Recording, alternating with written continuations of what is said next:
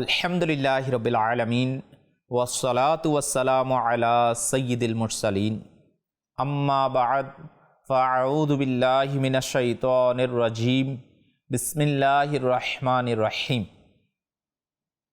আসসালাতু ওয়াসসালামু আলাইকা ইয়া রাসূলাল্লাহ ওয়া আলা আলিকা ওয়া আসহাবিকা ইয়া হাবিবাল্লাহ আসসালাতু ওয়াসসালামু আলাইকা ইয়া নবিয়্যাল্লাহ ওয়ালা আলিকা ওয়া আসহাবিকা ইয়া নূর আল্লাহ। প্রিয় ইসলামী বেহেরা ও মাদানী চ্যানেলের দর্শক শ্রোতা, উপস্থিত হয়েছি আবারও আপনাদের মাঝে মাদানী চ্যানেলের বিশেষ অনুষ্ঠান নবী বংশের রমণীগণ নিয়ে। আলহামদুলিল্লাহ রাব্বিল আলামিন, বিশেষত এই অনুষ্ঠানকে এই জন্য সাজানো হয়েছে আল্লাহ পাকের দয়া আমাদের প্রতি, যে 1500তম ঈদে মিলাদুন নবী সাল্লাল্লাহু তাআলা আলাইহি ওয়া আলিহি ওয়াসাল্লাম এর উদযাপন উপলক্ষে রবিউল আওয়াল মাসে ফয়জানে সাহাবা ও আহলে বাইত যেন জারি থাকে। তো আসুন প্রিয় দর্শক শ্রোতা, আমরা রবিউল আওয়াল মাসে প্রিয় আকা মদিনে ওয়ালে মুস্তাফা সাল্লাল্লাহু তাআলা আলাইহি ওয়া আলিহি ওয়াসাল্লাম এর আহলে বাইত পরিবার পরিজন এর সম্পর্কেও জেনেছি। আর আকা করিম সাল্লাল্লাহু তাআলা আলাইহি ওয়া আলিহি ওয়াসাল্লাম এর বরকতময় বংশের যে সমস্ত মহিয়সী নারীরা দ্বীনের জন্য ত্যাগ স্বীকার করেছেন, সর্বোচ্চ দ্বীনের খিদমতে অংশগ্রহণ করেছেন, তো সেই মহান সত্তাগণের জীবনী নিয়ে আমাদের এই আয়োজন। আজ ইনশাআল্লাহুল করিম আকায়ে দু জাহা সাল্লাল্লাহু তাআলা আলাইহি ওয়া আলিহি ওয়াসাল্লাম এর একজন শাহজাদি, আরেকজন আকা করিম সাল্লাল্লাহু তাআলা আলাইহি ওয়া আলিহি ওয়াসাল্লাম এর নাতনি, এর সম্পর্কে আমরা শুনব। বাস্তবিক পক্ষেই দুজনের নাম যদি আমরা জানি তাহলে নাম তো একই। আলহামদুলিল্লাহ, ইনাদের উভয়ের নামই জাইনাব রাদিয়াল্লাহু তাআলা আনহা। একজন বিনতে রসুলিল্লাহ, হ্যাঁ, আরেকজন বিনতে আলী। আজকে আমরা এই মহান দুইজন রমণীর ব্যাপারে শ্রবণ করব। তার পূর্বেই প্রিয় নবী রাসূলে আরবি সাল্লাল্লাহু তাআলা আলাইহি ওয়া আলিহি ওয়াসাল্লাম এর প্রতি দুরূদ শরীফ পাঠ করার ফজিলত শ্রবণ করে নিই। প্রিয় নবী সাল্লাল্লাহু তাআলা আলাইহি ওয়া আলিহি ওয়াসাল্লাম ইরশাদ করেন, কিয়ামতের দিন আল্লাহ পাকের আরশের ছায়া ব্যতীত কোনো ছায়া থাকবে না। 3 ধরনের ব্যক্তি আল্লাহ পাকের আরশের ছায়ায় থাকবে। আরজ করা হলো, ইয়া রাসূলুল্লাহ সাল্লাল্লাহু তাআলা আলাইহি ওয়া আলিহি ওয়াসাল্লাম, তারা কারা? ইরশাদ করেন, নাম্বার 1, ওই ব্যক্তি যে আমার উম্মতের দুঃখ দূর করে। নাম্বার 2, আমার সুন্নাতকে জীবিতকারী। নাম্বার 3, আমার প্রতি অধিক হারে দুরূদ শরীফ পাঠকারী।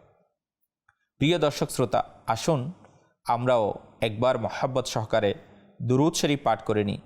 সল্লু আলাল হাবিব সাল্লাল্লাহু তাআলা আলা মুহাম্মদ সাল্লাল্লাহু তাআলা আলাইহি ওয়া আলিহি ওয়াসাল্লাম। আজকে আমরা জাইনাব বিনতে মুহাম্মদ সাল্লাল্লাহু তাআলা আলাইহি ওয়া আলিহি ওয়াসাল্লাম সম্পর্কে জানব।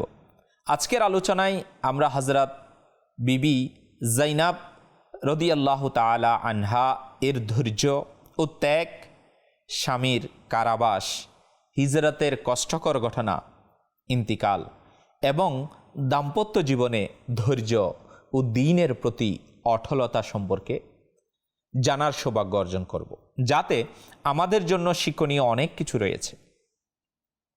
আল্লাহ পাক আমাদের প্রিয় আকা সাল্লাল্লাহু তাআলা আলাইহি ওয়া আলিহি ওয়াসাল্লামকে 4 জন কন্যা সন্তান দান করেছিলেন।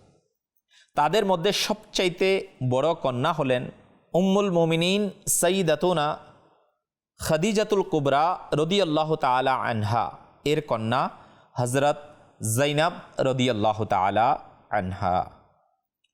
প্রিয় আকা সাল্লাল্লাহু তাআলা আলাইহি ওয়া আলিহি ওয়াসাল্লাম এর নয়নের মণি হযরত জাইনাব রাদিয়াল্লাহু তাআলা আনহা নবুয়তের ঘোষণার 10 বছর আগে জন্মগ্রহণ করে। সে সময় হুজুর সাল্লাল্লাহু তাআলা আলাইহি ওয়া আলিহি ওয়াসাল্লাম এর জাহেরি হায়াতে মোবারকা ছিল ৩০ বছর। হজরতে জাইনাব রাদিয়াল্লাহু তাআলা আনহা এর বিবাহ উম্মুল মুমিনিন হজরত খাদিজাতুল কুবরা রাদিয়াল্লাহু তাআলা আনহা এর জীবদ্দশায় আবুল আস ইবনে রবি এর সাথে সম্পন্ন হয়।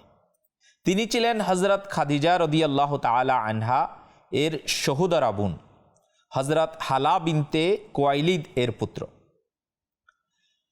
৭ম হিজরিতে তিনি ইসলাম গ্রহণ করেন এবং রাসূলে পাক সাল্লাল্লাহু তাআলা আলাইহি ওয়া আলিহি ওয়াসাল্লাম এর প্রাণ প্রিয় সাহাবাই কেরাম আলাইহিমুর রিদওয়ানগণের অন্তর্ভুক্ত হন। প্রিয় দর্শক শ্রোতা, আল্লাহ পাক হজরত জাইনাব রাদিয়াল্লাহু তাআলা আনহাকে এক পুত্র ও এক কন্যা সন্তানের সৌভাগ্য দান করেছিলেন। পুত্রের নাম ছিল আলী ইবনে আবুল আস এবং কন্যার নাম ছিল উমামা বিনতে আবুল আস। রাসূলে পাক সাল্লাল্লাহু তাআলা আলাইহি ওয়া আলিহি ওয়াসাল্লাম তাদের দুইজনের প্রতি বিশেষ স্নেহ প্রকাশ করতেন। চিন্তা করে দেখুন, নবী করিম সাল্লাল্লাহু তাআলা আলাইহি ওয়া আলিহি ওয়াসাল্লাম এর বরকতময় পরিবার আহল, আল্লাহু আকবার, কেমন শান দার ছিল। হাফিজ আবু নুআইম রাহমাতুল্লাহি তাআলা আলাইহি লিখেছেন, ফতেহে মক্কার সময় হুজুর সাল্লাল্লাহু তাআলা আলাইহি ওয়া আলিহি ওয়াসাল্লাম হযরত আলী ইবনে আবুল আসকে নিজের উটনির পেছনে বসিয়েছিলেন। তিনি প্রাপ্তবয়স্ক হওয়ার আগেই ইন্তেকাল করেন। এছাড়াও রাসূলুল্লাহ সাল্লাল্লাহু তাআলা আলাইহি ওয়া আলিহি ওয়াসাল্লাম নামাজে থাকাকালীন উমামা বিনতে আবুল আসকে কাঁধে তুলে নিতেন। আল্লাহু আকবার। সিজদায় গেলে তাকে নিচে নামিয়ে দিতেন এবং সিজদা থেকে উঠলে পুনরায় কাঁধে তুলে নিতেন। একটু চিন্তা করে দেখি, সেই নুরানি পরিবার যার সাথে আল্লাহ পাকের রসুল সাল্লাল্লাহু তাআলা আলাইহি ওয়া আলিহি ওয়াসাল্লাম সম্পৃক্ত, যে সেই নুরানি পরিবার, যে পরিবারের সাথে ইমামুল আম্বিয়া সম্পর্কিত, যে পরিবারের সাথে জান্নাতের মালিক সম্পর্কিত, কতই না সৌভাগ্যবান সেই আহল পরিবার। কিন্তু একদিকে ইনাদের ফজিলত ও মর্তবা, আবার অপরদিকে দ্বীনের জন্য রাসূলে পাক সাল্লাল্লাহু তাআলা সাল্লামের ভালোবাসায় উম্মতে মুসলিমার জন্য তাদের ত্যাগ কেমন পর্যায়ের ছিল। সীমাহীন ধৈর্য ইনাদের মাঝে ছিল। সকল ধরনের কষ্ট দ্বীনের খাতিরে বরদাস্ত করে নিতেন। রাসূল করিম সাল্লাল্লাহু তাআলা আলাইহি ওয়া আলিহি ওয়াসাল্লাম মদিনাতুল মুনাওয়ারায় হিজরত করার পর হযরত জাইনাব রাদিয়াল্লাহু তাআলা আনহাকে আনার জন্য দুইজন সাহাবাই কেরামকে মক্কায় পাঠান। তাদের একজন ছিলেন হযরত যায়েদ ইবনে হারিস রাদিয়াল্লাহু তাআলা আনহু। হযরত জাইনাব রাদিয়াল্লাহু তাআলা আনহা এর দেবর কিনানা তাকে নিয়ে মক্কা থেকে রওনা হলেন। যখন খবরটি মক্কার কাফিরদের কানে পৌঁছে গেল, একটি দল বাধা দেওয়ার উদ্দেশ্যে এসে হাজির হয়। তারা হযরত জাইনাব রাদিয়াল্লাহু তাআলা আনহাকে বর্ষা দিয়ে ভয় দেখিয়ে উট থেকে ফেলে দেয়, যার ফলে তার গর্ভপাত হয়ে যায়। এই দৃশ্য দেখে কিনানা তীরের থলে থেকে তীর বের করে সামনে রেখে বললেন, যেই সামনে আসবে সে এর হাত থেকে বাঁচতে পারবে না। এই কথা শুনে লোকেরা ভয়ে পিছিয়ে গেল। তখন তাদের একজন বলল, থামো, আমাদের কথা শুনো।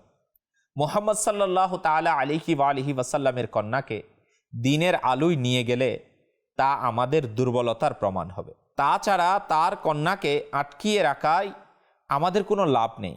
সুতরাং আপাতত তোমরা তাকে ফিরিয়ে নাও। যখন হইচই কমে যাবে তখন রাতের আধারে গোপনে নিয়ে যেও।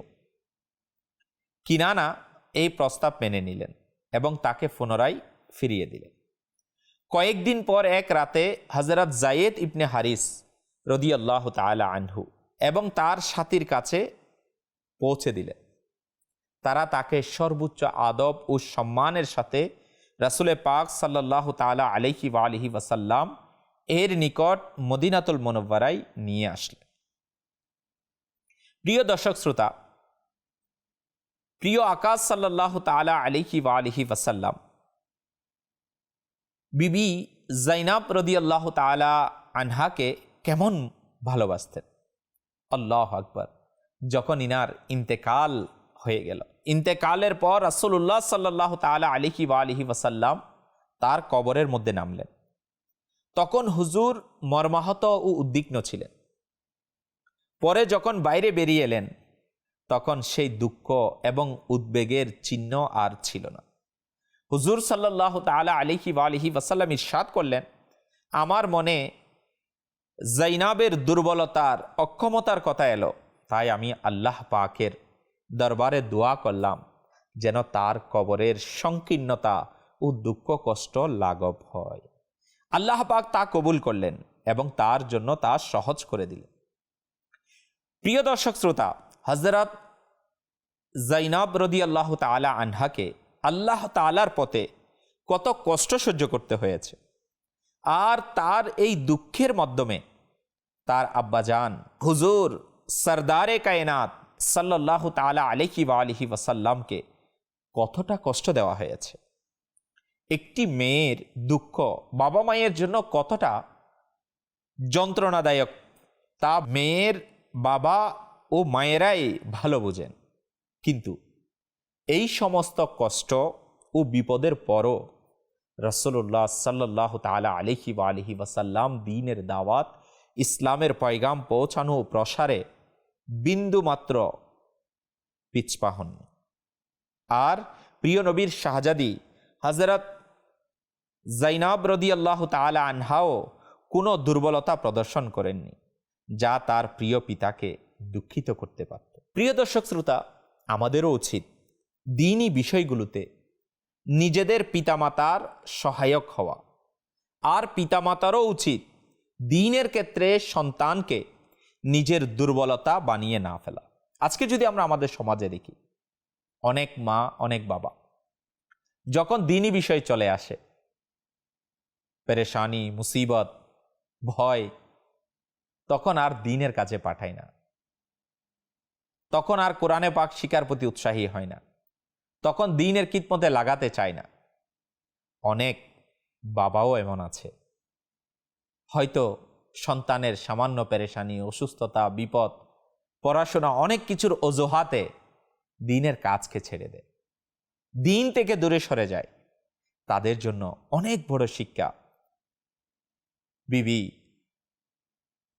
জাইনাব রাদিয়াল্লাহু তাআলা আনহা এর বরকতময় জীবনী।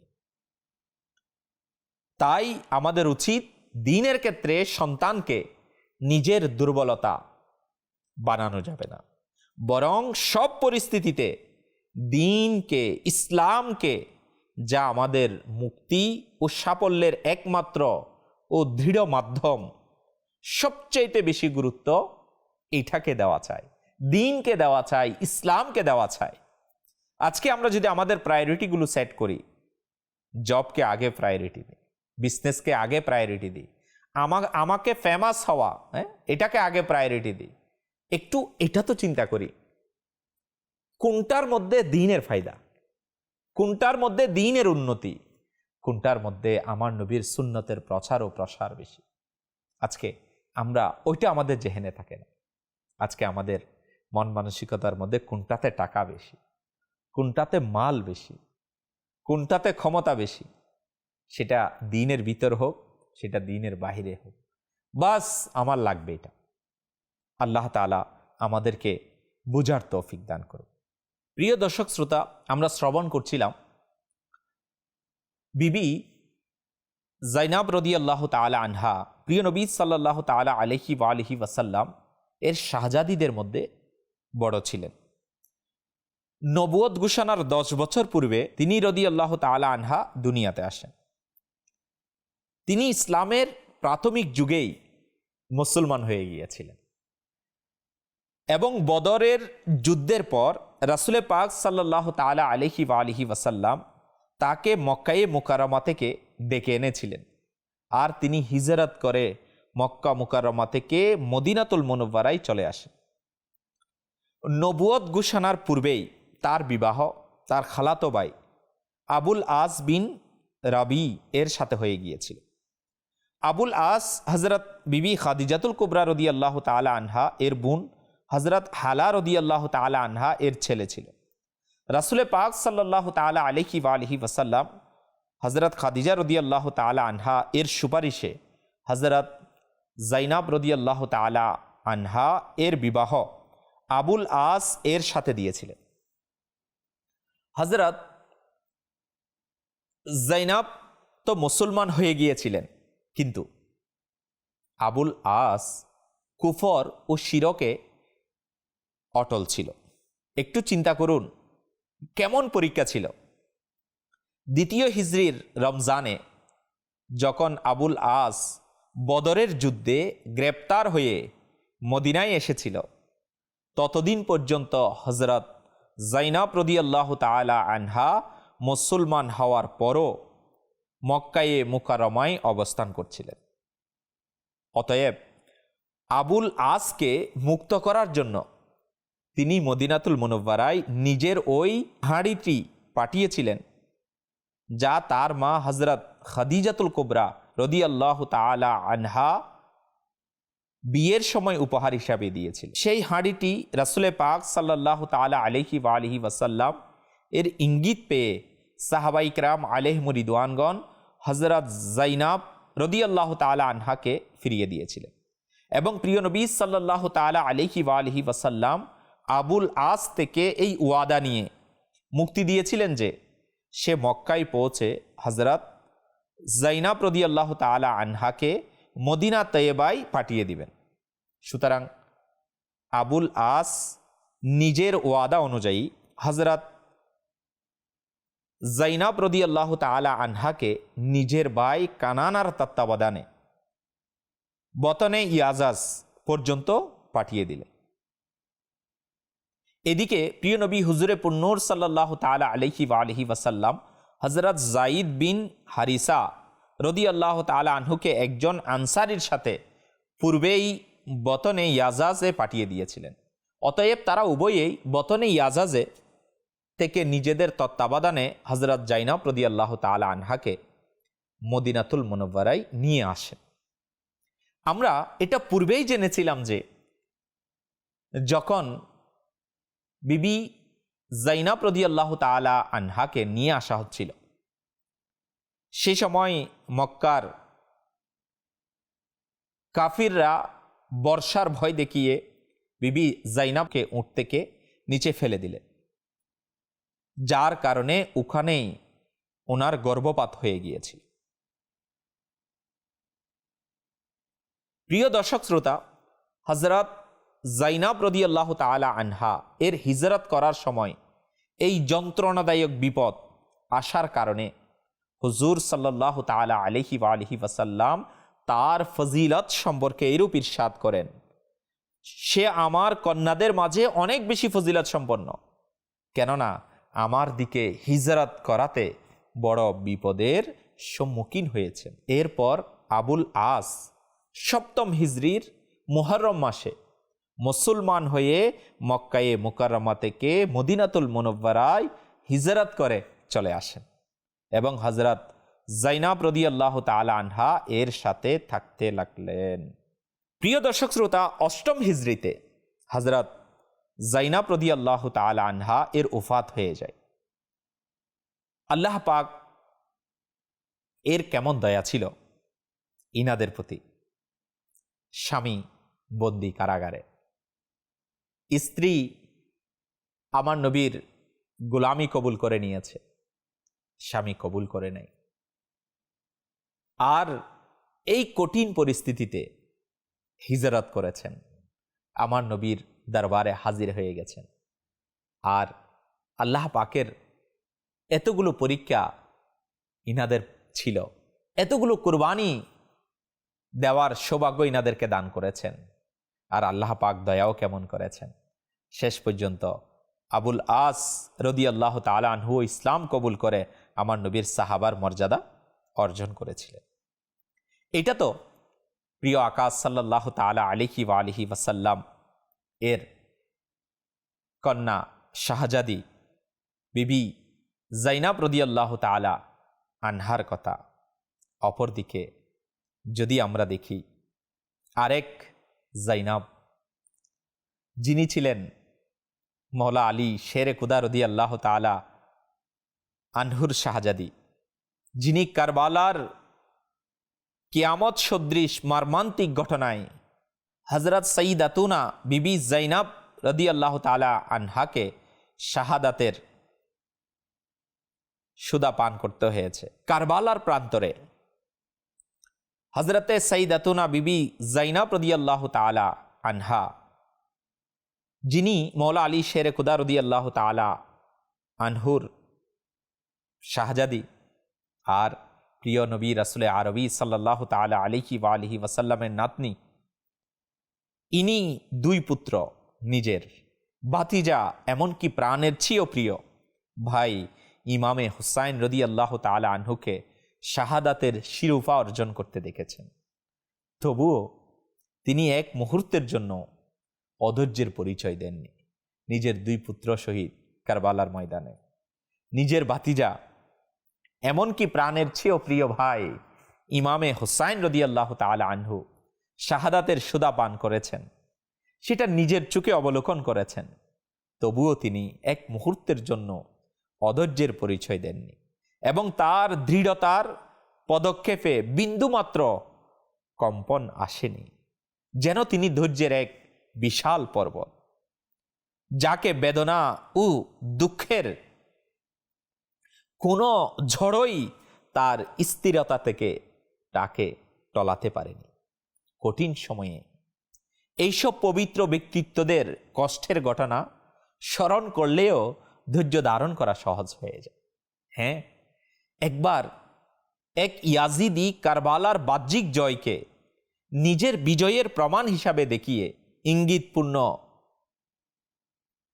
ব্যঙ্গতার সুরে তীর ছুড়ে তখন হযরত জাইনাব রাদিয়াল্লাহু তাআলা আনহা বিনতে আলী তাকে মুখ ভরা জবাব দেন এবং আল্লাহ পাকের অনুগ্রহের উপর এভাবে হামদ প্রশংসা আরম্ভ করে দেন, সমস্ত প্রশংসা আল্লাহ তাআলার জন্য, যিনি হযরত মুহাম্মদ সাল্লাল্লাহু তাআলা আলাইহি ওয়া আলিহি ওয়াসাল্লামের মাধ্যমে আমাদেরকে মর্যাদাবান করেছেন এবং আমাদের পরিপূর্ণভাবে পবিত্র করেছেন। প্রিয় দর্শক শ্রোতা, ইমামে আলী মকাম হযরত ইমামে হুসাইন রাদিয়াল্লাহু তাআলা আনহু এর শাহাদাতের 2 দিন পর কারবালার বন্দীদের কুফায় নিয়ে যাওয়া হয়। কুফা থেকে ফেরার পথে যখন তাদের কাফেলা কারবালার ময়দান অতিক্রম করল, তখন শহীদের রক্তে ভেজা মোবারক দেহ দেখে আহলে বাইতের মর্যাদাবান নারীদের হৃদয় অস্থির হয়ে উঠল। অন্তরের বেদনা আর দমন করা গেল না। এই সময় হযরত বিবি জাইনাব রাদিয়াল্লাহু তাআলা আনহা দরবারে রিসালতে আরজ করলেন, ইয়া রাসূলুল্লাহ সাল্লাল্লাহু তাআলা আলাইহি ওয়া আলিহি ওয়াসাল্লাম, আপনার উপর আসমানের ফিরিস্তাদের দুরূদ বর্ষিত হোক। দেখুন, এই যে হুসাইন ময়দানে শুয়ে আছেন, রক্তে ভিজে গেছেন, তার অঙ্গ প্রত্যঙ্গ টুকরো টুকরো হয়ে গেছে। আপনার কন্যারা বন্দি দশায় রয়েছে, আপনার সন্তানদের শহীদ করে ফেলা হয়েছে, আর বাতাস তাদের উপর ধুলা উড়িয়ে দিচ্ছে। প্রিয় দর্শক শ্রোতা, যদি এই কথাগুলো একজন হৃদয়বান ব্যক্তি শ্রবণ করে, তার অন্তরে কম্পন শুরু হয়ে যায়, সে আবেগ তাড়িত হয়ে যায়। হ্যাঁ, আজকে যদি আমরা দেখি, ইনারাই আহলে বাইতের সেই সব নয়নমণি, সেই সব রমণীগণ যারা দ্বীনের জন্য, যারা সুন্নতের খিদমতের জন্য, যারা আকা করিম সাল্লাল্লাহু তাআলা আলাইহি ওয়া আলিহি ওয়াসাল্লামের ভালোবাসায়, দ্বীন ইসলামের খাতিরে নিজেদের জান, মাল, ইজ্জত, আবরু, নিজের সন্তান, নিজের ভাই, ভাতিজা সব কিছুকে কুরবান করতে প্রস্তুত ছিলেন। আল্লাহ পাক আমাদেরকে এই রমণীগণের বরকতময় জীবনী থেকে শিক্ষা অর্জন করার তৌফিক নসিব করুক। বর্তমান সময়ে আমাদের সমাজের মা বোনেরাও, নারীরাও যদি এই শিক্ষাকে ধারণ করে নিজেদেরকে দ্বীনের ক্ষেত্রে, সুন্নতের পয়গামের ক্ষেত্রে দ্বীনের ভালোবাসায় আল্লাহ পাকের প্রিয় হাবিব সাল্লাল্লাহু তাআলা আলাইহি ওয়া আলিহি ওয়াসাল্লাম এর ভালোবাসায় ধৈর্যের পাহাড় হয়ে যায়। সবর করে ইনশাআল্লাহুল করিম দুনিয়াতেও সফলতা মিলবে, আখিরাতেও সফলতা মিলবে। আল্লাহ তাআলা আমরা যা কিছু শ্রবণ করেছি তা স্মরণ রেখে আমল করা এবং অপরের কাছে নেকির দাওয়াত হিসাবে পৌঁছে দেওয়ার তৌফিক নসিব করুক। আমিন আমিন বিজাহিন নবীল আমিন। সাল্লু আলাল হাবিব সাল্লাল্লাহু তাআলা আলা মুহাম্মদ সাল্লাল্লাহু তাআলা আলাইহি ওয়া আলিহি ওয়াসাল্লাম।